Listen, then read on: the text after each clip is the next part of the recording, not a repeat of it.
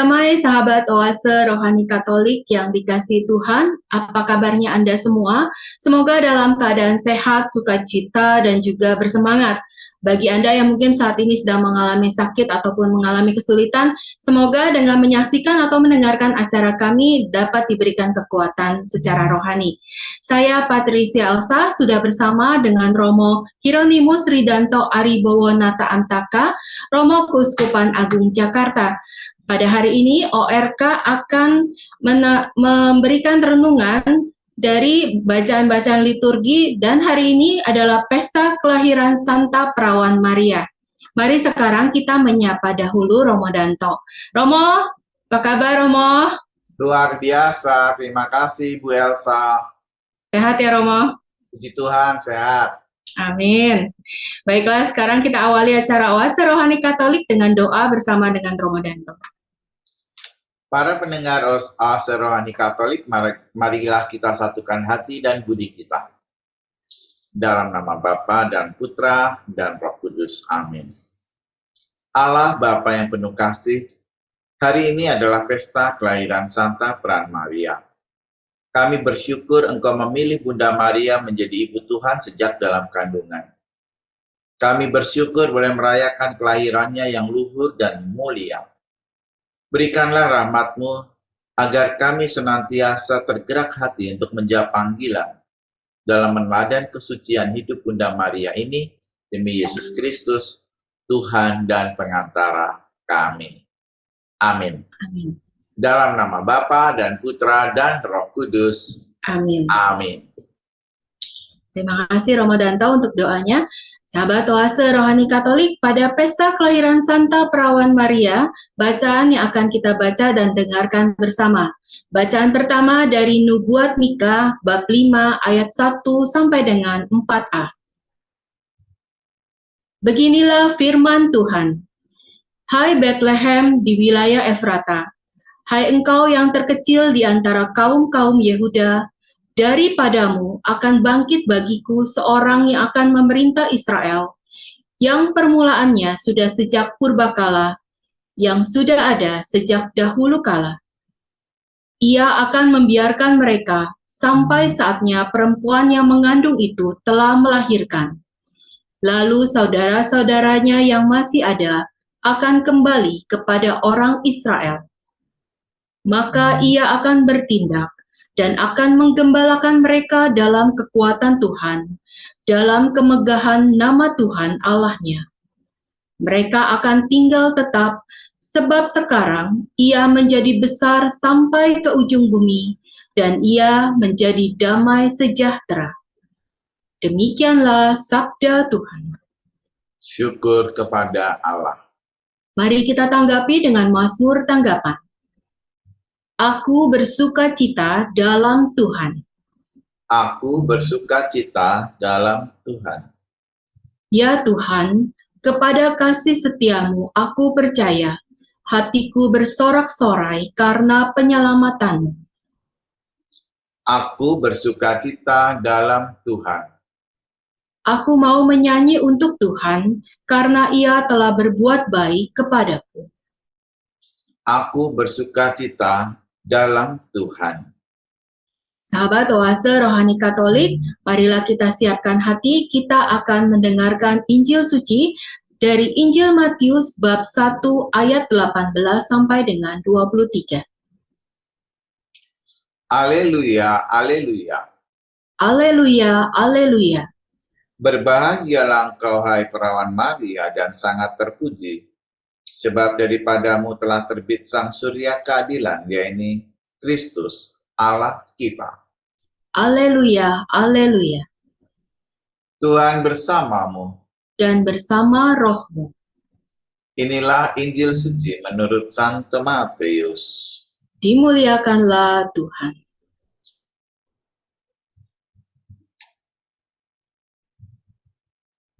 Kelahiran Yesus adalah sebagai berikut. Pada waktu Maria, ibu Yesus bertunangan dengan Yusuf, ternyata Maria mengandung dari Roh Kudus sebelum mereka hidup sebagai suami istri. Karena Yusuf suaminya seorang yang tulus hati dan tidak mau mencemarkan nama istrinya di muka umum, ia bermaksud menceraikannya dengan diam-diam. Tetapi ketika Yusuf mempertimbangkan maksud itu, malaikat Tuhan tampak kepadanya dalam mimpi dan berkata, "Yusuf, anak Daud, janganlah engkau takut mengambil Maria sebagai istrimu, sebab anak yang di dalam kandungannya adalah dari Roh Kudus. Maria akan melahirkan anak laki-laki, dan engkau akan menamai dia Yesus, karena dialah yang akan menyelamatkan umatnya dari dosa mereka." Hal itu terjadi supaya genaplah firman Tuhan yang dinyatakan oleh Nabi.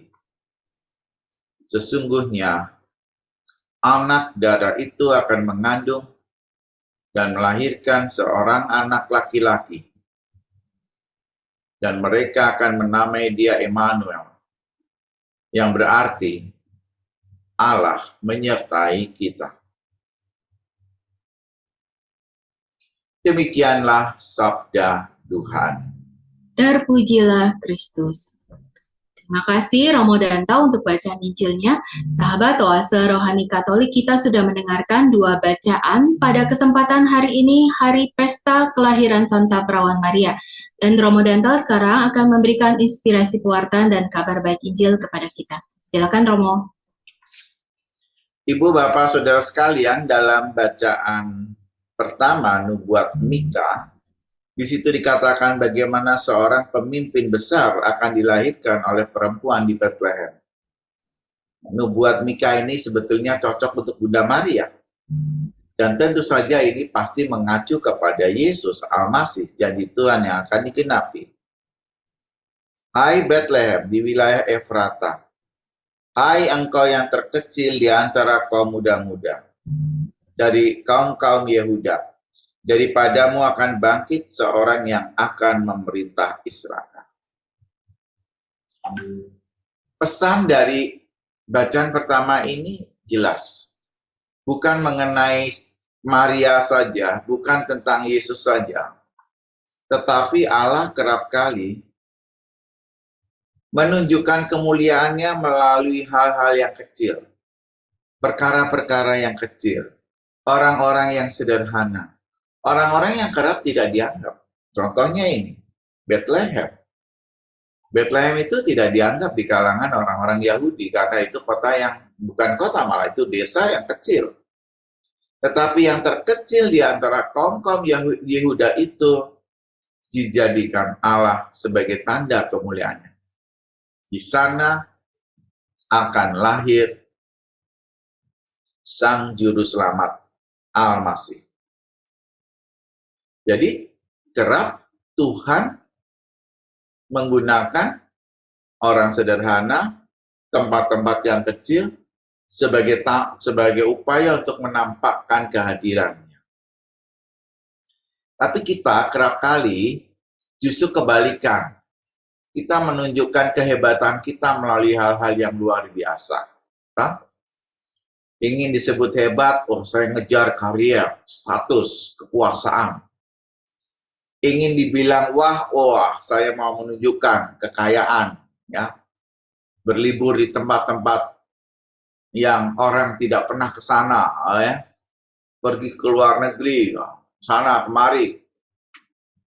Dan kerap kali kita lupa bahwa yang kecil, yang sederhana kerap dipakai oleh Allah untuk menunjukkan kehadirannya.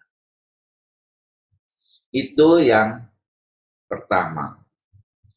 Yang kedua, nubuat akan kelahiran Bunda Maria. Maria juga berasal dari kalangan yang tidak dianggap.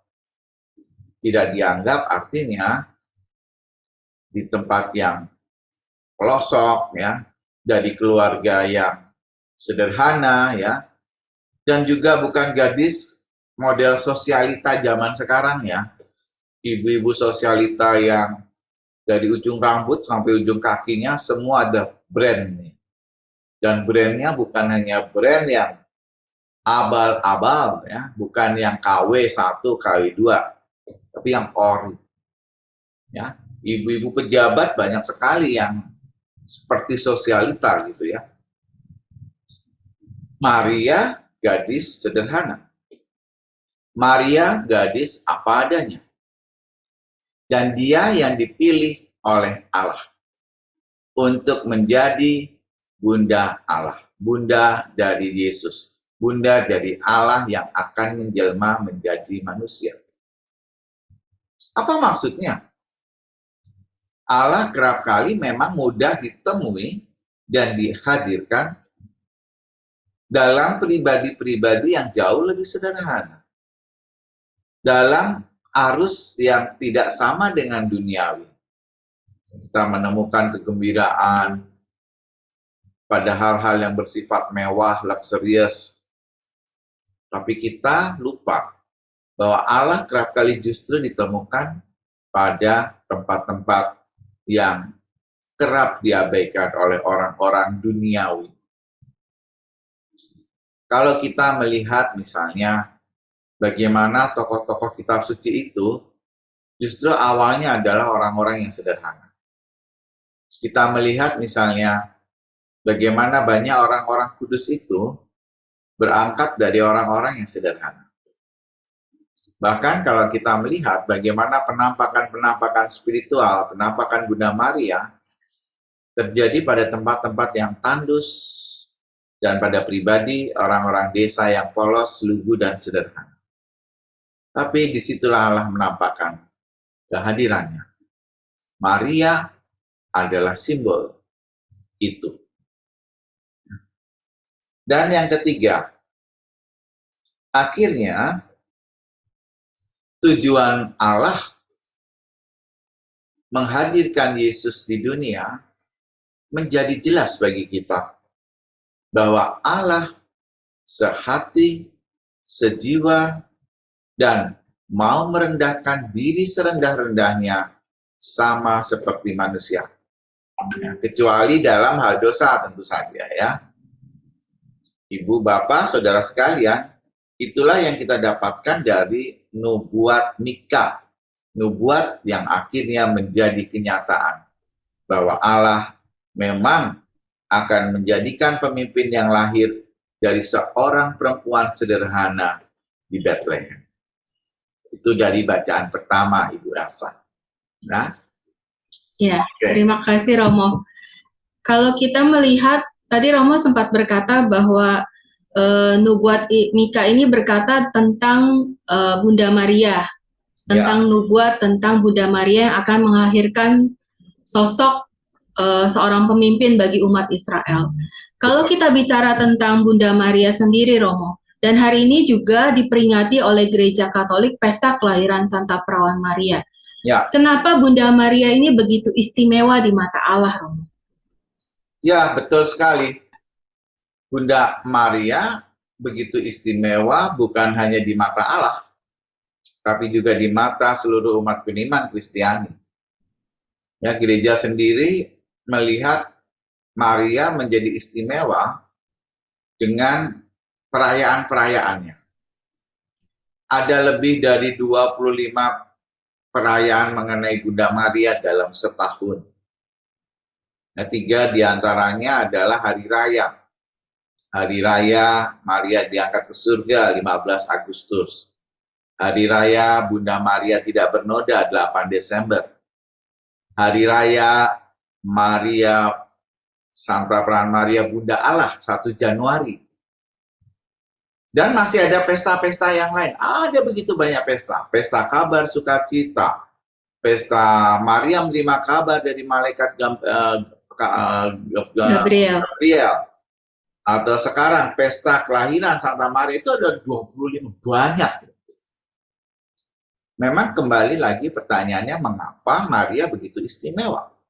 Karena Maria adalah manusia pertama ya, yang menjawab iya atas undangan Allah menjadi bundanya.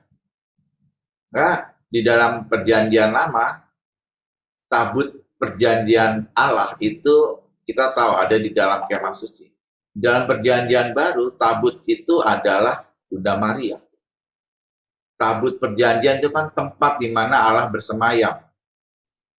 Nah, ini Allah akan bersemayam di dalam rahim yang suci, yaitu rahim Bunda Maria. Maka Maria juga kerap disebut tabut perjanjian Allah gitu ya.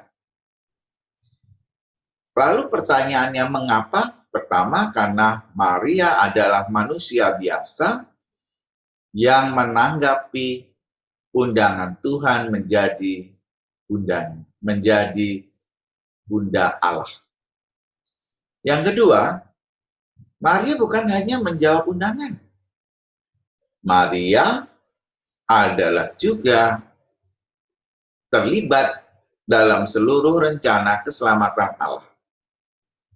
Kalau Maria mengatakan tidak, rencana keselamatan Allah tidak akan pernah terjadi. Tidak akan pernah lahir pribadi bernama Yesus. Kita mungkin tetap mengenal Allah, tapi Allah kita Allah yang tinggi, yang jauh, yang tidak terjangkau, yang tidak pernah menjadi manusia. Allah yang ada di awang-awang, yang hanya ada di langit. Yang tidak pernah bisa tertawa, maskul hatinya, kecewa, berteriak, sedih, atau merasa berbelas kasih. Maria punya peran yang sangat besar. Karena itu Maria begitu istimewa di hadapan Allah. Dia adalah manusia yang sungguh-sungguh menjawab jawaban undangan dari Allah dan sekaligus pribadi yang terlibat dalam rencana keselamatan Allah. Saya rasa itu jawabannya, Elsa. Iya, terima kasih Romo. Kalau boleh bercerita sedikit ataupun ini kan tentang nubuat Mika, Romo. Apakah Romo bisa bercerita sedikit tentang Nabi Mika? Siapakah sosok ini, Romo? Nabi Mika itu kan salah satu nabi kecil ya. Memang Mika itu bersama dengan nabi-nabi yang lain kerap kali bernubuat dan kerap kali mewartakan kepada orang-orang Israel tentang keadilan sosial. Jadi dia lebih banyak mengkritik orang-orang Israel terkait dengan hidup orang Israel yang kerap tidak setia kepada Allah, meninggalkan Allah, tapi Allah tetap setia dan tetap tetap mengasihi bangsa pilihannya itu gitu. Dan Mika senantiasa mengingatkan Israel untuk hidup seturut kehendak Allah. Kira-kira gambaran singkatnya seperti itu. Iya, baik Romo. Kita akan jeda sesaat dulu Romo sebelum nanti kita lanjutkan di sesi 2 dan kita akan mendengarkan renungan ataupun kabar baik yang akan Romo sampaikan, kabar baik Injil dari Injil Matius nanti. Sahabat Oase Rohani Katolik, kita akan kembali sesaat lagi.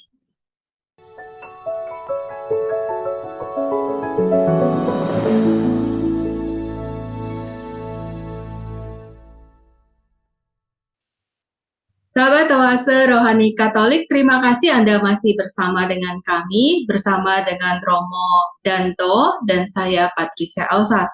Tadi di awal, pada sesi awal, kita sudah mendengarkan inspirasi dari Romo Danto tentang bacaan pertama nubuat Mika. Dan Romo, kembali sedikit Romo, kita bahas tentang bacaan pertama tadi. Kaitannya itu apa Romo? Hari ini kan pesta kelahiran Santa Perawan Maria. Dan kaitannya dengan bacaan pertama ini dari nubuat Mika itu seperti apa gambarannya, Romo? Ya, pertama, nubuat Mika itu kan adalah bagian dari perjanjian lama. Ya.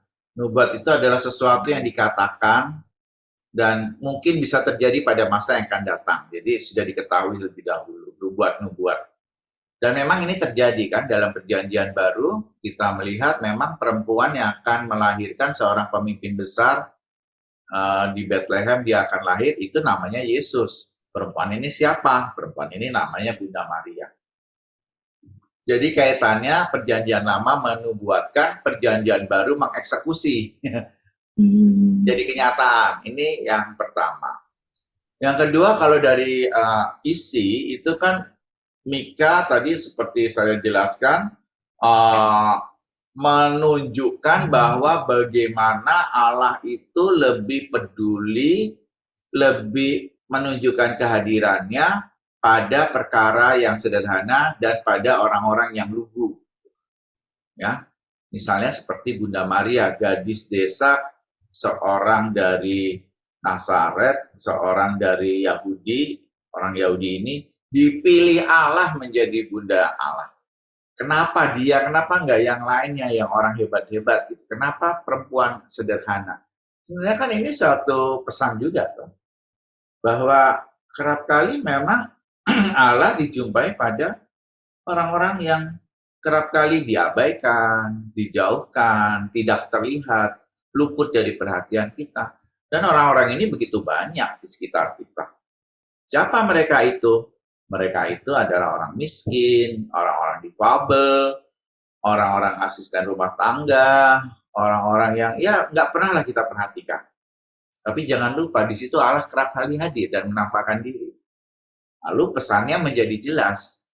Kita sebagai orang beriman jangan hanya tanda kutip pilih kasih ketika menemukan Allah. Ya. Allah itu tidak ditemukan di dalam kemewahan, di dalam luxurious, tapi justru dalam pribadi yang sederhana. Nah, kalau kita kan seringkali berpikir, wah Allah ditemukan di tempat yang hebat-hebat tuh, di sana tuh, ya. Allah ditemukan di Vatikan, ya emang Vatikan itu emang gereja yang hebat, kita harus berjarak ke sana. Ke Lourdes kita harus keluar uang banyak untuk berjarak. Jangan-jangan Allah tuh ditemukan di rumah kita. Di asisten rumah tangga kita yang mungkin kerap kali kita lupakan. Di tukang kebun kita yang kerap kali setia malah merawat taman sehingga menjadi indah setiap harinya. Jadi itu ada kesinambungannya. Dan nanti kita akan lihat bagaimana nanti Maria itu pun yang dari kalangan sederhana ini pun akhirnya juga harus melihat putranya mati dengan cara yang paling rendah, yaitu mati di kayu salib. Ini kan suatu hal yang kesinambungannya jelas. Ya. Di tempat-tempat yang manusia tidak disukai, Allah kerap kali menampakkan diri. Begitu. Ya, terima kasih Romo. Dan Romo, sekarang kita akan lebih dalam lagi. Kita akan masuk ke bacaan Injil Romo dari Injil Matius bab 1. Ini sebenarnya ada versi panjangnya ya Romo ya? Ada. Ya. Tapi memang karena waktu kita terbatas, kita ambil versi singkat ya. Versi singkatnya dari ayat 18. Kalau versi panjangnya kita bisa baca dari ayat 1 ya Romo ya? Betul, betul. Ya. Ya. Ya, inspirasi apa Romo yang bisa Romo sampaikan dari bacaan Injil Romo? Dari bacaan Injil Lukas ini, inspirasinya adalah pertama, ini kalau dalam versi panjang kita bisa melihat silsilahnya ya, bagaimana merunjuk pada sejarah real. Artinya, Maria ini betul-betul memang manusia yang akan menjadi ibu dari Tuhan Yesus. Dan dia buktinya sebagai manusia adalah tuh ada silsilahnya. Itu ada sejarahnya. Itu ada family tree-nya. Itu ada pohon family. Jadi mau menunjukkan bahwa Allah kita itu nanti memang Allah yang menyejarah. Dia punya sejarah dalam kehidupan manusia. Bukan yang langsung datang dari langit, turun gitu ya, enggak.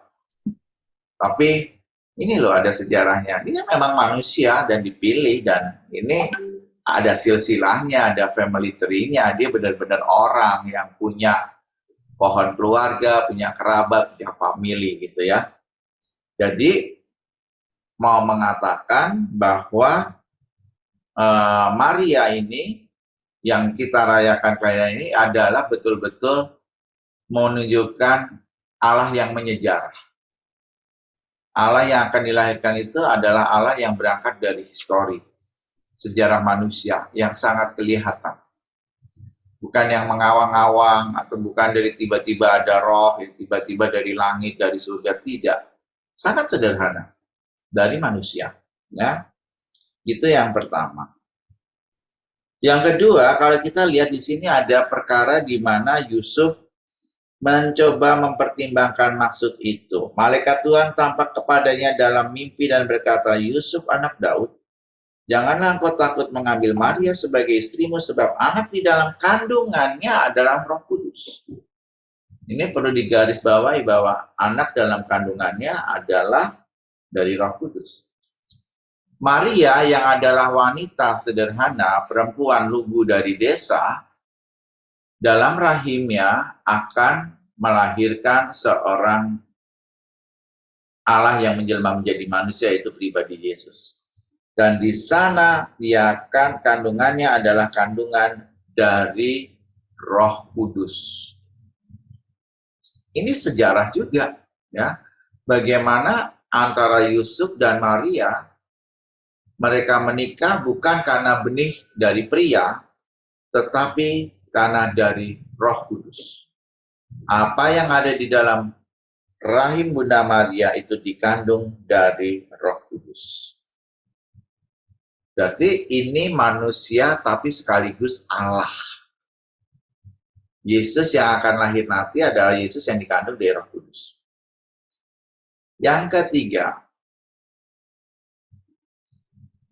sesungguhnya anak darah itu akan mengandung dan melahirkan seorang anak laki-laki dan mereka akan menamai dia Emmanuel, yang berarti Allah menyertai kita.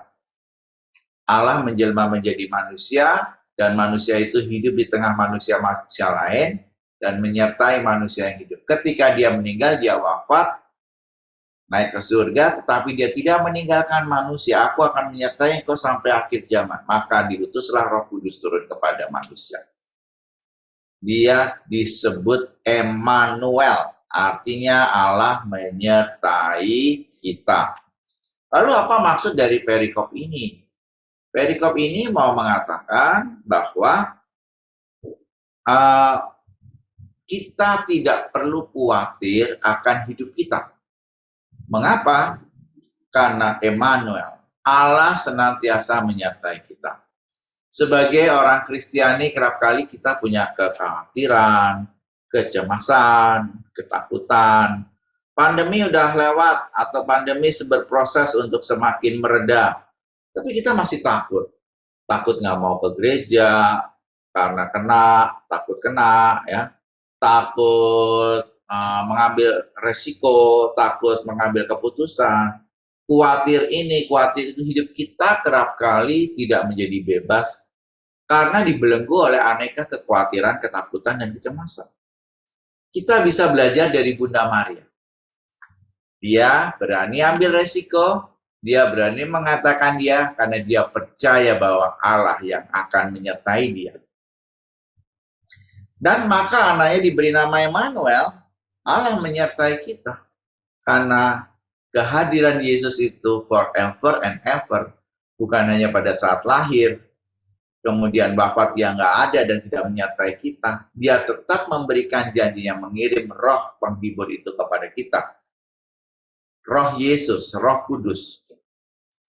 Jadi, kita yang saat ini sedang khawatir, yang sedang cemas, kalau kita mengingat kata-kata Emmanuel, maka kita bisa meletakkan kekhawatiran dan kecemasan itu. Kita tidak perlu lagi khawatir. Karena dengan Allah hadir, Allah menyertai kita. Selalu ada pintu-pintu yang terbuka untuk kita lalui, dan untuk sedikit demi sedikit masalah bisa kita hadapi dengan hati yang ringan dan gembira. Saya rasa itu pesan yang mendalam, ya. Sehingga kelahiran Maria memang sungguh menjadi berkat bagi kita. Bukan hanya menjadi jembatan karena nanti akan ada Allah yang dilahirkan melalui rahimnya, tetapi Maria sendiri itu adalah kabar sukacita. Bukan hanya malaikat yang membawa kabar gembira kepada Maria, Tapi Maria itu sendiri adalah kabar sukacita.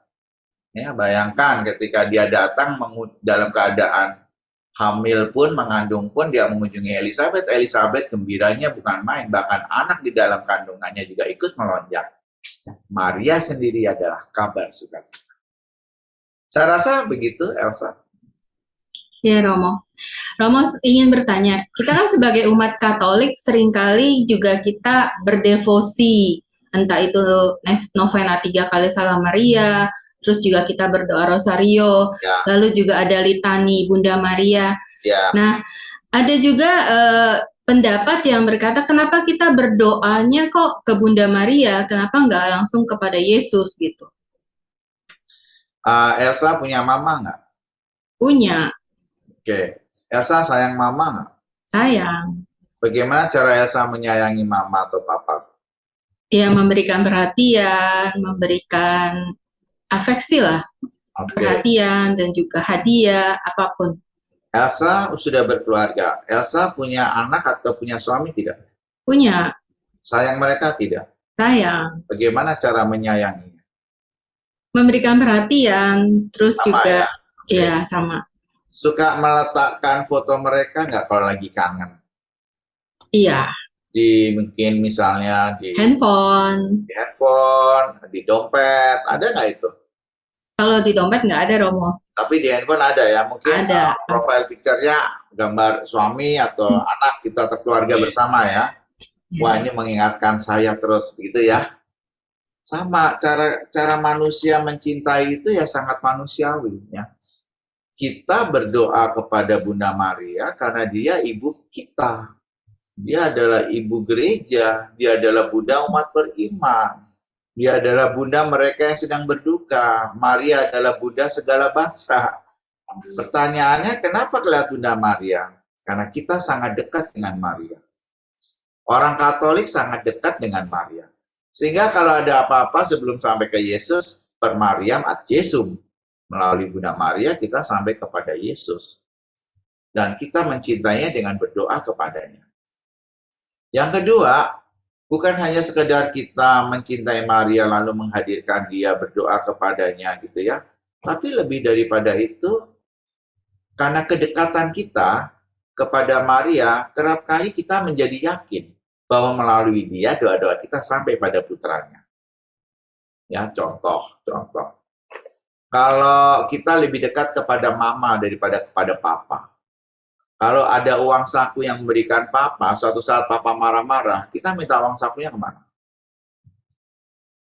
Ke mama. Ya, pasti ke mama. Kan takut nih ketemu papa galak gitu ya. Mah, uang saku mah. Lu kan biasanya sama papa. Papa tuh lagi bete tuh mah. Lewat mama aja deh. Ya, yaudah sini pakai uangnya mama. Nanti mama minta ganti papa. Maria kerap kali membukakan pintu belakang untuk kita agar kita bisa sampai ke ruang tamu berjumpa Yesus.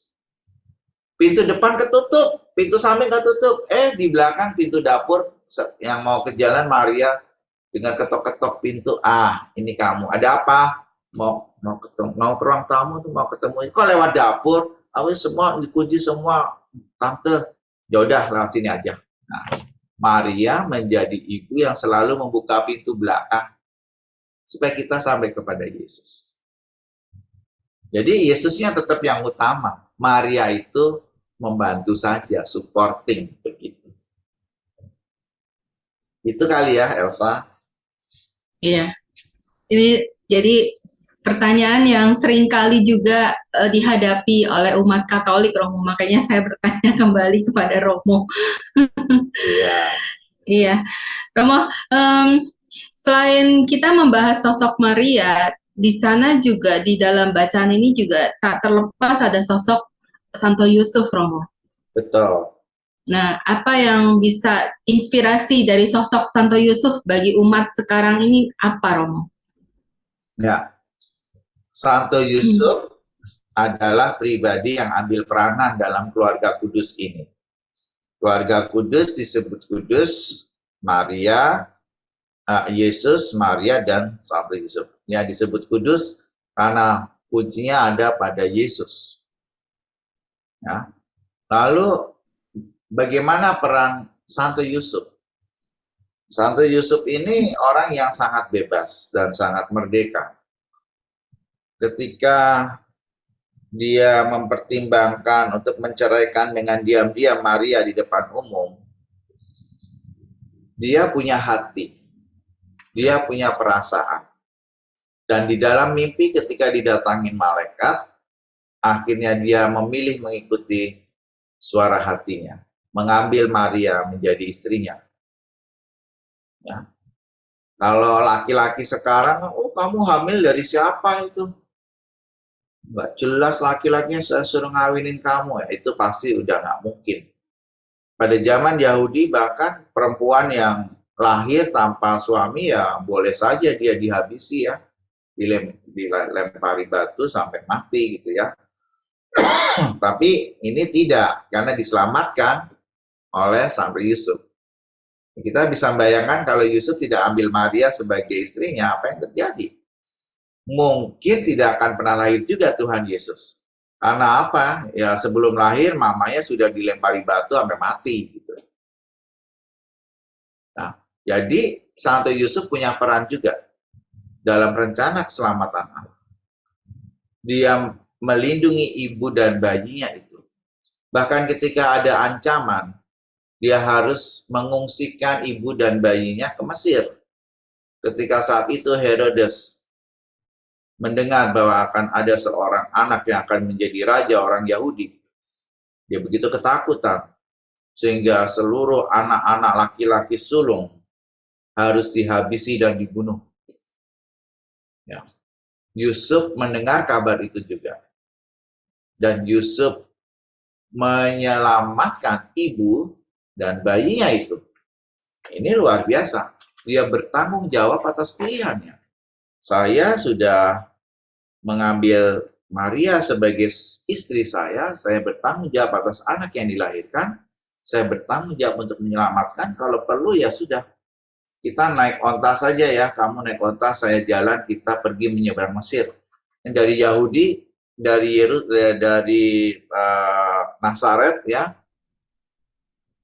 ke Mesir, itu kan jaraknya jauh sekali ya, hanya dengan naik onta misalnya. Ya, dulu tidak ada jalan tol, tidak ada mobil ya, berhari-hari jalan kaki. Nah, itu yang dipilih oleh Santo Yusuf. Maka Santo Yusuf kenapa disebut menjadi santo pelindung keluarga? Santo Yusuf ya, itu kan ada lagunya ya. Santo Yusuf yang menjaga. Yang menjaga keluarga. Ya. Dan tahun 2021 yang lalu bahkan Paus Fransiskus menyatakan dan mendeklarasikan bahwa Santo Yusuf menjadi bahkan pelindung gereja semesta. Gereja semesta itu ya bukan hanya gereja Katolik, semua yang gereja yang mengimani Tuhan Yesus itu ada dalam perlindungan Santo Yusuf. Kan ini luar biasa. Maka kalau di dalam Injil di sini juga disinggung peran Santo Yusuf, karena memang sekalipun kecil, Yusuf punya peranan dalam rencana keselamatan Allah. Baik, terima kasih Romo. Kita akan mengakhiri acara ini dan sebagai kesimpulan ataupun sedikit kesimpulan dari dua bacaan pada hari ini, Romo. Apa yang bisa Romo sampaikan? Ya, pertama dari bacaan pertama dari nubuat Nabi Mika menubuatkan bahwa akan ada seorang raja yang dilahirkan dari Bethlehem dan memerintah seluruh bangsa dari rahim seorang perempuan yang sangat sederhana. Dan ini adalah merujuk pada Yesus dan Maria.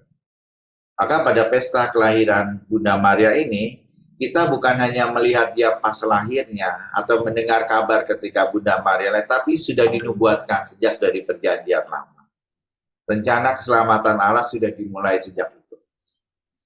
Dari bacaan Injil, kita menjumpai bagaimana peran Maria. Maria yang akhirnya melahirkan Yesus. Dan Yesus yang akhirnya juga diberi nama Emmanuel, yang artinya Tuhan menyertai kita. Dan di sana ada peran Santo Yusuf. Figur-figur ini adalah orang-orang yang punya peran besar. Bagaimana Allah merencanakan keselamatan untuk manusia. Dan akhirnya pada pesta kelahiran Bunda Maria ini kita diingatkan dan ditantang untuk bisa meneladani Maria. Apakah saya bisa menjadi pelaku sejarah untuk bisa ambil bagian dalam rencana Allah menyelamatkan umat manusia? Menyelamatkan bukan dalam arti apa, tapi menyelamatkan secara rohani, artinya ambil bagian di dalam mewartakan kerajaan Allah di dunia ini. Iya, pesan yang sangat baik, Romo. Ambil bagian dalam pewartaan kerajaan Allah di dunia ini. Terima kasih banyak, Romo Danto, sudah memberikan renungan dan juga kekuatan rohani dari bacaan-bacaan pada hari ini, dan kita akan menutupnya dengan memohon doa dan berkat melalui Romo Danto. Oke. Baik, Elsa, Ibu, Bapak, Saudara-saudari pendengar Oase Rohani Katolik, marilah kita akhiri dengan doa. Dalam nama Bapa dan Putra dan Roh Kudus. Amin. Allah Bapa yang penuh kasih, kami bersyukur karena kelahiran Santa Perawan Maria yang mengarahkan hidup kami pada harapan dan fajar keselamatan kekal bagi seluruh dunia. Ketaatannya padamu untuk ambil bagian dalam rencana keselamatan senantiasa mendorong kami juga untuk ambil bagian dalam mewartakan kerajaan Allah. Semoga pewartaan Putramu Yesus Kristus semakin hari semakin dapat bertumbuh, dan iman kami pun dapat bertumbuh dan berkembang melalui pewartaan itu. Demi Yesus Kristus, Tuhan dan pengantara kami. Amin. Tuhan bersamamu dan bersama rohmu. Semoga kita sekalian diberkati oleh Allah yang Maha Kuasa, dalam nama Bapa dan Putra dan Roh Kudus. Amin. Sahabat Oase Rohani Katolik, terima kasih. Kami pamit undur diri. Saya Patricia Elsa bersama dengan saya Romo Sridanto Aribowo. Kita akan berjumpa kembali di kesempatan lain. Sehat-sehat dan juga Tuhan memberkati.